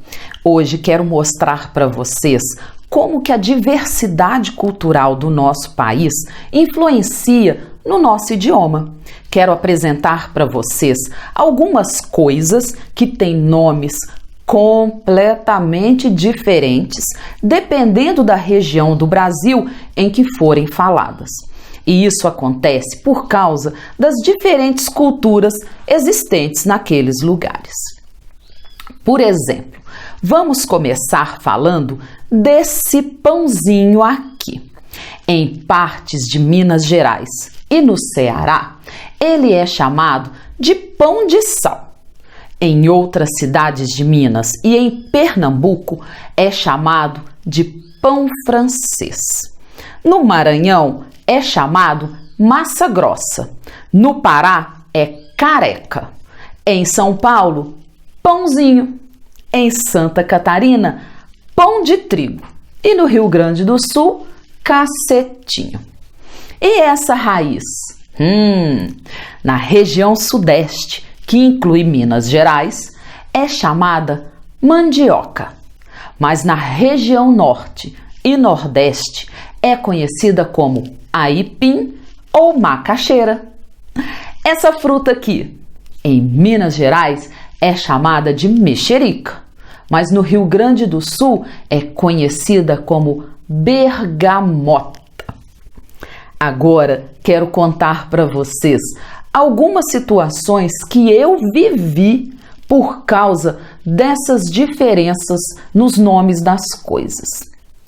Mas primeiro, eu tenho que contar para vocês que antes de ser contadora de histórias, eu fui agente da Polícia Federal por quase 16 anos. E meu primeiro local de trabalho foi em Boa Vista, no estado de Roraima. Depois, eu fui para Manaus, no Amazonas. Assim que cheguei em Roraima, a primeira recomendação que recebi foi a seguinte: não saia de casa sem passar muito repelente, porque os carapanãs devoram a gente. Pronto, na hora eu já imaginei que fossem insetos enormes, horríveis, típicos do Amazonas, que iam me devorar, é claro. Mas não era nada disso. Eram apenas os terríveis pernilongos, que lá recebem o nome de carapana. Certa vez, para me apresentarem à cidade, me convidaram para ir numa feira, dessas de comida típica e artesanato, claro. Me disseram que eu tinha que provar a paçoca de lá, que ela era fantástica.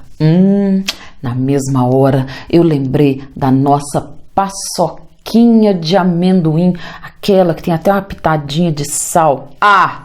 Chegando lá na feira, eu fui direto na barraquinha e pedi a paçoca. Para minha surpresa, eu recebi uma vasilha com uma espécie de farofa com carne desfiada e uma banana. Eu fiquei lá com aquela cara. Eu olhava para a farofa, eu olhava para a banana, eu olhava para a farofa, sem entender nada. Então, um amigo me disse que lá na região norte, em Roraima, paçoca era essa espécie de farofa, né? E com carne desfiada, e eles comiam junto com a banana. Enquanto que a paçoca de amendoim que eu esperava, lá é chamada de capiroçava. Quando eu voltei para Minas Gerais, eu descobri que aqui em Minas também, em certas regiões, é comum essa paçoca de carne seca, mas na época eu não sabia disso, eu só conhecia a paçoquinha de amendoim. Outra vez, eu voltei nessa mesma feira, só que dessa vez para comer canjica. E para minha surpresa, quando eu pedi a canjica, eles me deram um potinho de mingau de milho verde, ou curau, como é conhecido por muitos aqui em Minas Gerais, né? Então eu aprendi que no norte do país, a nossa canjica branca é chamada de mungunzá, enquanto que o mingau de milho verde é que é chamado canjica. Passado algum tempo, eu fui transferida para Manaus, um lugar onde nós tínhamos muitas missões nos rios. E a primeira recomendação foi novamente não sair de casa sem passar muito repelente, porque os carapanãs e os piuns devoravam a gente. O tal do carapanã eu já conhecia, mas novamente imaginei que esse tal de pium devia ser um mosquitão, não é? Mas nada disso. Eles são minúsculos e juntam na gente. E eu já os conhecia como borrachudo ou mosquito pólvora. Só que lá eles são em grande quantidade. Mas vamos continuar com as aventuras. Imagine a seguinte situação. Quando um dia, na hora do almoço, um colega chega e fala assim: vamos logo almoçar que eu tô brocado. Brocado? Eu não entendi nada. Mas é porque no Amazonas, tô brocado significa tô com fome. E no final do dia, quando alguém chega e fala assim: anda, gente, vamos capar o gato. Capar o gato, tadinho. Na hora eu já fiquei com dó do bichinho, né? Mas não é nada disso do que eu pensei. Significava apenas ir embora. Aí eu contei para eles que em Minas Gerais o animal era outro, né? Porque aqui eu conheço, né? Porque aqui nós falamos: ô gente, vamos picar a mula, né? Só muda o bicho.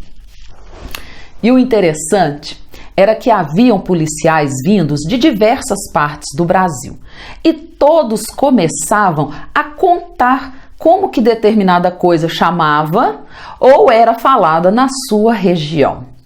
Com a convivência, nós começamos a apresentar as diferentes comidas de cada parte do Brasil. Eu, por exemplo, fiz o tutu, fiz o frango com quiabo, enquanto um colega do Ceará fez um baião de 2. Outro colega de Manaus fez um tacacá, que é uma comida típica que usa uma folha que chega a anestesiar um pouco a nossa língua. Um colega goiano fez o arroz com pequi. E assim fomos nos tornando uma família bem diversificada. Essas experiências me mostraram que se não tivermos preconceitos, se não discriminarmos as pessoas por falarem de formas diferentes, por terem costumes diferentes, podemos ter uma convivência muito rica. Podemos aprender muitas coisas novas. E essa foi a nossa história de hoje. Nos vemos na próxima.